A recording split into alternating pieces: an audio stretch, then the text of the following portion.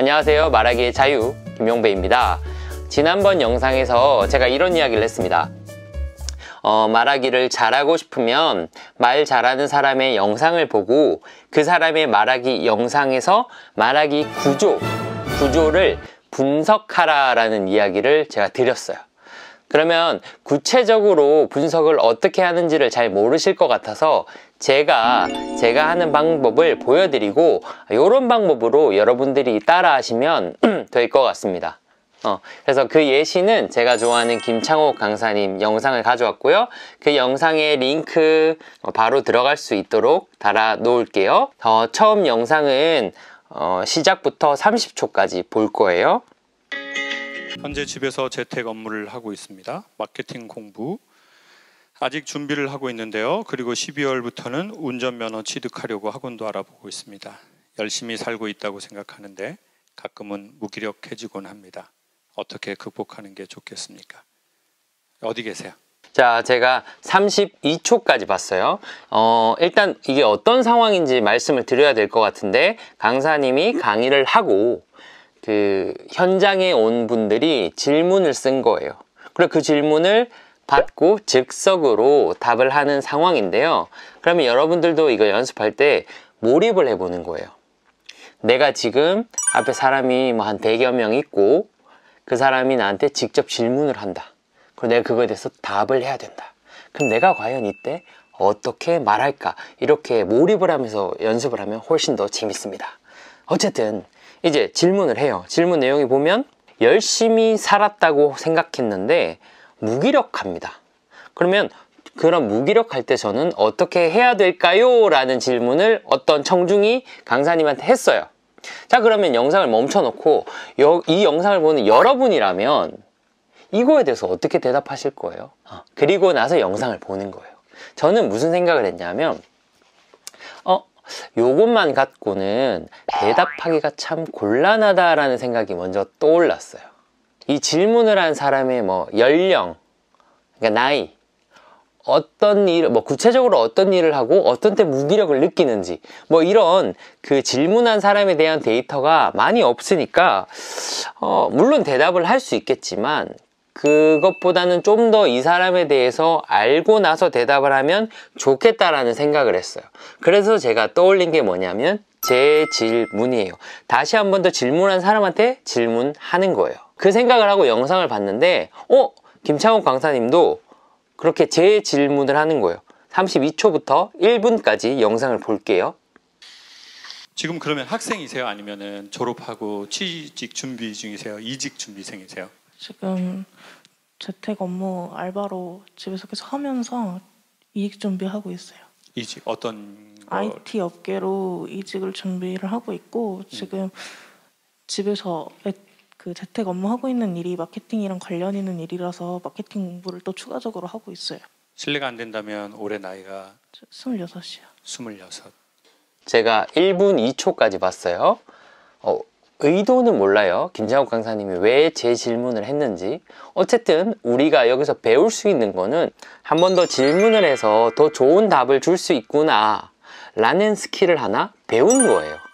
이제 1분 2초부터는 김창옥 강사님이 답변을 합니다. 그럼 답변을 어떻게 하는지도 보세요. 이런 말씀 드리고 싶어요. 무기력과 연관되는 단어가 하나 눈에 띄었는데 열심히 같아요.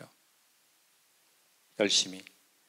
사람들이 강연을 갈 때 저를 소개하시잖아요. 사회자분이 보통. 그러면은 정말 그분은 제가 조금 얄미운 분들이 있어요. 저를 소개할 때 이렇게 소개해요. 너무 바쁘신데 우리 이 지역까지 찾아와 주신 김창옥 강사님을 소개합니다라고 하거나 비용이 안 맞는데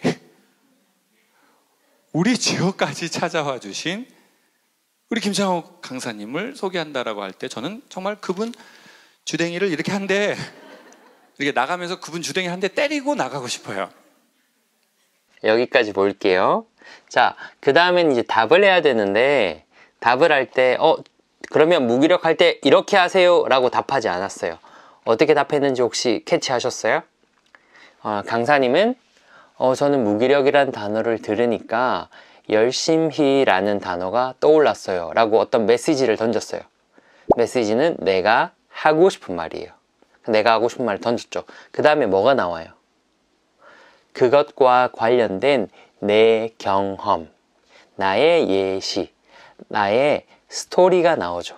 이걸 스토리텔링이라고 해요. 그러니까 내가 전하고자 하는 어떤 메시지가 있으면 그 메시지와 관련된 나의 스토리를 이야기하는 거예요. 되게 자연스럽게 넘어가는 거죠. 저는 무기력과 연관된 단어가 열심히 갔습니다. 제가 강의를 하는데요. 강의를 할 때 소개를 하거든요. 뭐 이런 식으로 되게 자연스럽게 넘어간단 말이에요. 스토리를 풀어갈 땐 이렇게 해야겠구나 라고 배우는 거예요. 그럼 조금 더 들어가 볼게요. 똑같은 예시, 똑같은 경험을 이야기하는데 전문 강사들이 이야기할 땐 좀 더 그 얘기가 생동감 있고 막 산단 말이에요.